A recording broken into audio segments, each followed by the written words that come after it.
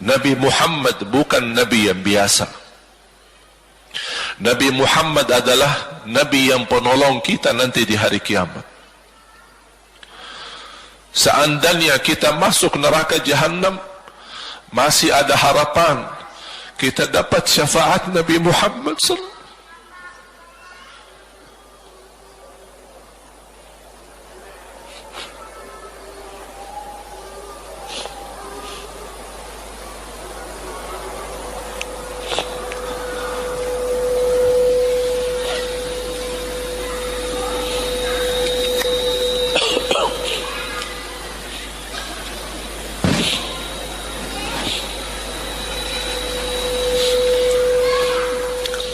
Yang masuk neraka saja dapat syafaat Rasul.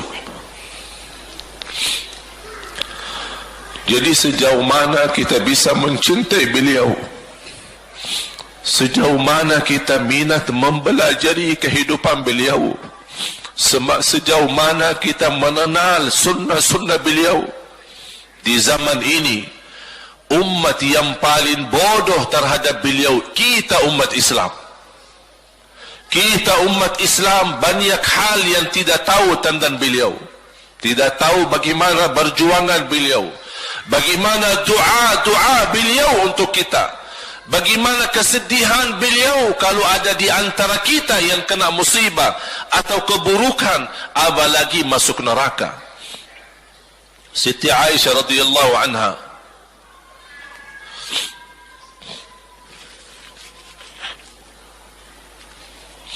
Siti Aisyah radhiyallahu anha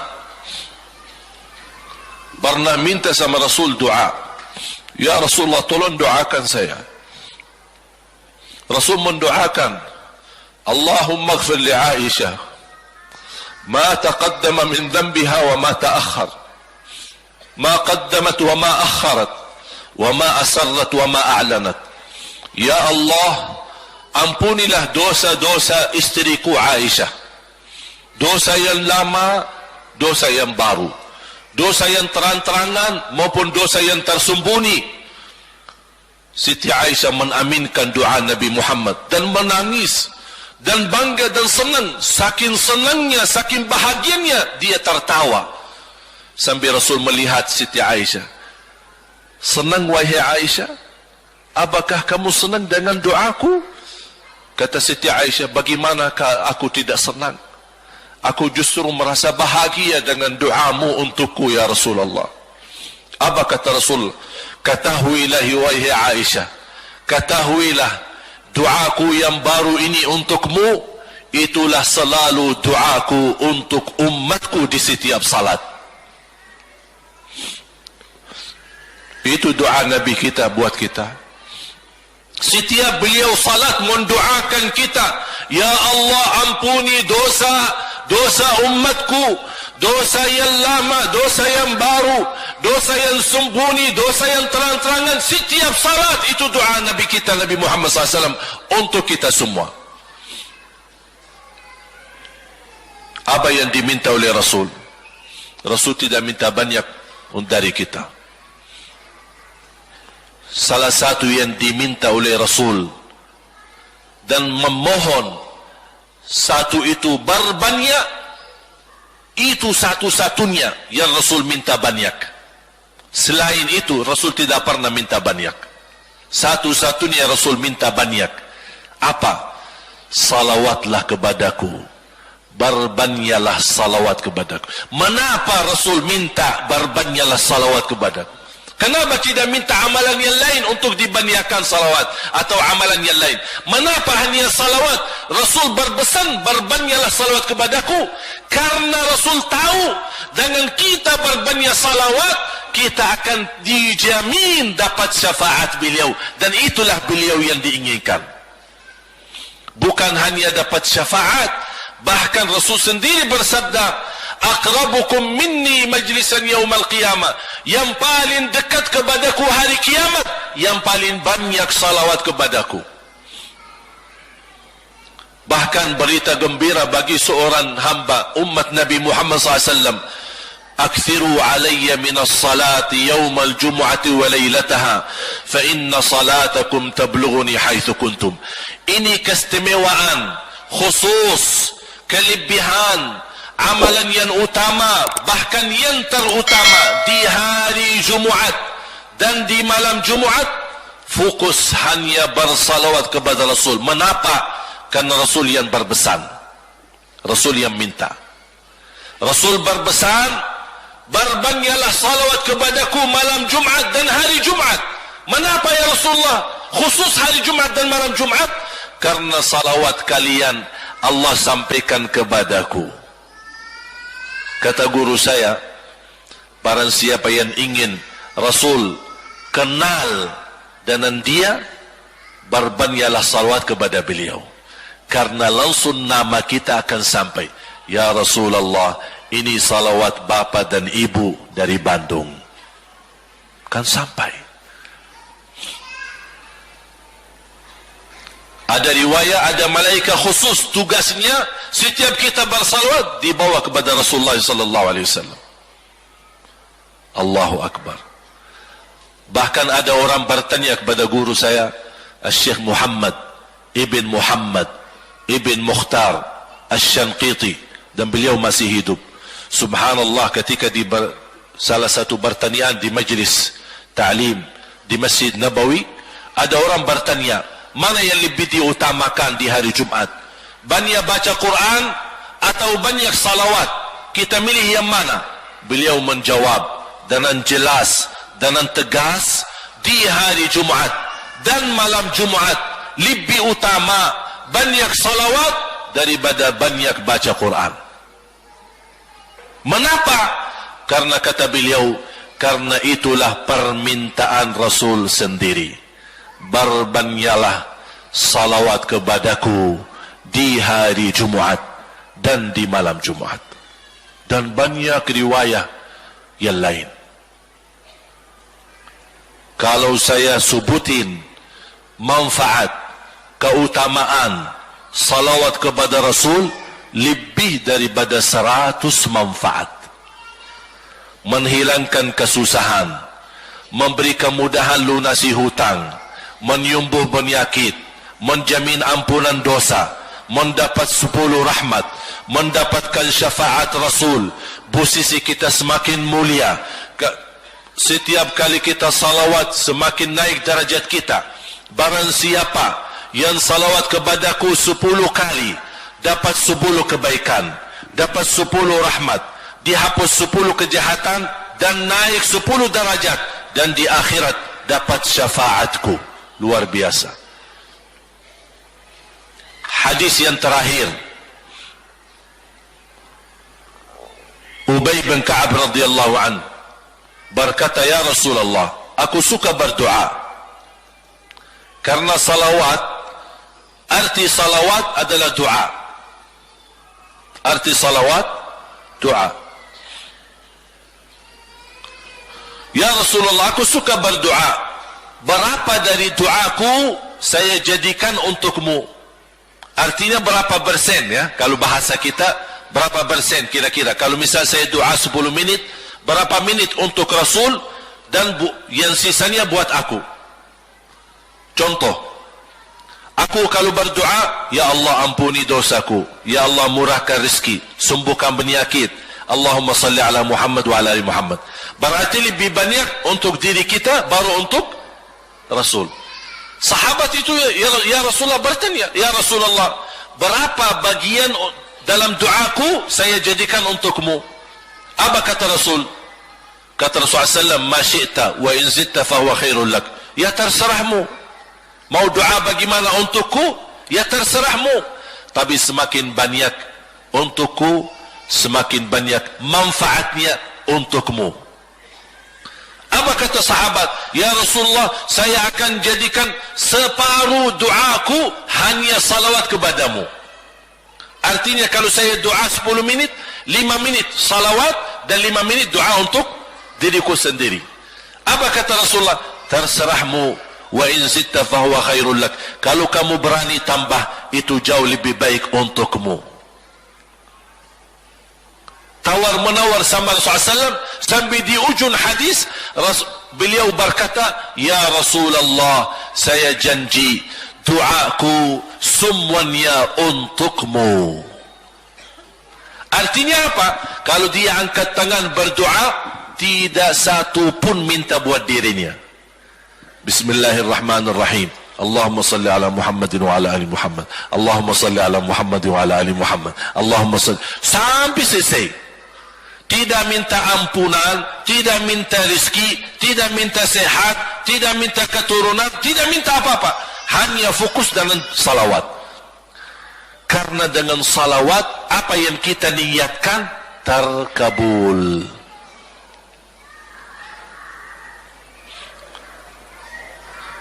Saya dapat dari guru saya, nanti saya akan ceritakan bagaimana cara berdoa. Kata sahabat, ya Rasulullah, saya akan jadikan doaku hanya salawat kepadamu. Apa jawab Rasulullah SAW? Idzan taf'al yukfa hammuk wa yughfaru dhanbuk wa tuqda hajatuk. Kalau kamu lakukan hanya doamu, hanya salawat kepadaku, akan dihilangkan segala kesusahan, diampuni segala dosa, dan dikabulkan segala hajat. Kata ulama, apa yang diharapkan oleh manusia? Hidup di dunia tambah susah, dan hidup di akhirat tambah dosa. Betul? Itulah kita dapat dengan salawat kepada Nabi Muhammad SAW. Berdoa, ketika anda berdoa, contohnya seperti ini. Setiap anda berdoa,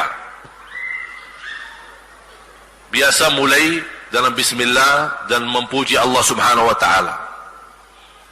Cukup satu kata memuji Allah dalam segala pujian, alhamdulillahi rabbil alamin. Segala puji bagi Allah. Ini mewakili semua pujian yang lain. Asmaul husna, segala sifat agung, segala kemuliaan diwakili oleh satu kata, alhamdulillahi rabbil alamin. Kata sederhana, kata tidak terlalu panjang, tapi maknanya sangat luas. Oleh karena itu boleh diulangi berkali-kali, alhamdulillahi rabbil alamin, alhamdulillah, sampai benar-benar merasa di hati. Karena ini ucapan mewakili segala pujian yang kita ingin sampaikan kepada Allah. Karena ada pujian yang kita ingat, ada pujian kata-kata yang kita tidak hafal. Dengan alhamdulillahi rabbil alamin mewakili segala pujian kepada Allah Subhanahu wa ta'ala. Kemudian bersalawat, Allahumma salli ala Muhammadin wa ala ali Muhammad kama sallaita ala Ibrahim wa ala ali Ibrahim innaka Hamidum Majid. Silahkan doa, ya Allah, ampunilah dosaku. Allahumma salli ala Muhammadin wa ala ali Muhammad. Ya Allah, sembuhkan penyakitku. Allahumma salli ala Muhammadin wa ala ali Muhammad. Ya Allah, berikan kepada aku anak yang salih-salihah. Allahumma salli ala Muhammadin wa ala ali Muhammad. Jadi setiap langkah doa diawali dan diakhiri salawat. Faham? Subhanallah, wallahi dahsyat. Saya tidak bisa cerita apa lagi. Mau cerita apa lagi? Wallahi dahsyat. Saya tidak pernah istiqamah mengamalkan doa seperti ini. Alhamdulillah, selalu terkabul. Bahkan nyata Allah kasih. Udah, selesai. Wallahi jamaah sekalian, salawat kepada Nabi Muhammad bukan budaya, bukan kebiasaan, tapi amalan yang sangat manfaat buat keselamatan kita, kebahagiaan kita di dunia maupun di akhirat. Bahkan keselamatan buat anak kita, salawat kepada Nabi Muhammad SAW. Terakhir, sekali lagi, ketika anda bersalawat, apa yang saya cerita tadi, tolong dihadirkan dalam fikiran. Siapa Nabi Muhammad itu? Nabi Muhammad penolong kita di hari kiamat. Nabi Muhammad yang membawa syafaat untuk kita. Nabi Muhammad yang menunggu kita di surga. Nabi Muhammad yang membela kita di saat kita berdiri di hadapan Allah. Nabi Muhammad yang akan membantu mendoakan kita saat jalan di atas sirat. Nabi Muhammad yang mendampingi kita nanti ketika kita minum dari air Al-Kautsar. Nabi Muhammad yang menemani kita masuk ke dalam surga. Nabi Muhammad yang tidak pernah lupa sama kita. Makanya ketika anda bersalawat dan membawa perasaan dan membawa penghayatan ini, insya-Allah jemaah sekalian akan terasa, ya Allah, ternyata indahnya salawat kepada Rasul. Karena sudah kontak di hati. Apalagi kalau anda begitu salawat dan salam, Rasul jawab. Rasul jawab kita. Waalaikumsalam ibu. Tapi cuma kita tidak dengar. Dia dengar salawat kita. Dia dengar salam kita. Tapi kita tidak mendengar jawab beliau. Allahu Akbar. Wallahi kalau bisa kita rasakan, wallahi ibu bapak akan sendiri menangis tanpa merasa. Sendiri, kok tiba-tiba nangis? Kok tiba-tiba kok tidak bisa tahan diri? Karena Nabi Muhammad itulah yang semestinya sudah menguasai hati kita. Sudah ada di hati kita. Sudah mempenuhi rasa cinta di dalam hati kita. Makanya kata Rasulullah, tidak sempurna iman seorang sampai dia mencintaiku lebih dari ibunya, lebih dari bapaknya, lebih dari anaknya, lebih dari hartanya, bahkan lebih dari dirinya sendiri. Baru sempurna imannya. Bagaimana kita bisa mencapai kesempurnaan iman seperti ini? InsyaAllah dengan bersalawat, dan membawa perasaan, membawa kehadiran cerita-cerita yang sama-sama kita belajari, baru akan terasa di dalam hati posisi Nabi Muhammad akan semakin besar, semakin mulia di hati kita. InsyaAllah semakin mulia di hati kita, InsyaAllah akan semakin semangat beribadah, semakin semangat mendekati, semakin semangat mempelajari, dan semakin InsyaAllah menjadi baik di mata Allah, dan insyaAllah baik di mata manusia. Amin ya Rabbal Alamin. Mudah-mudahan Allah terima segala amalan ibadah kita. Mudah-mudahan Allah memaafkan kekurangan dan kesalahan kita. Mudah-mudahan apa yang saya sampaikan bermanfaat. Kurang lebihnya mohon maaf. Mudah-mudahan semua yang hadir maupun pendengar di mana saja berada dijadikan oleh Allah Subhanahu wa taala ahlul Quran. Ahlul Quran, ahlul Quran dunia akhirat. برحمتك يا أرحم الراحمين. آخر الكلام سبحانك اللهم وبحمدك أشهد أن لا إله إلا أنت أستغفرك وأتوب إليك. والسلام عليكم ورحمة الله وبركاته.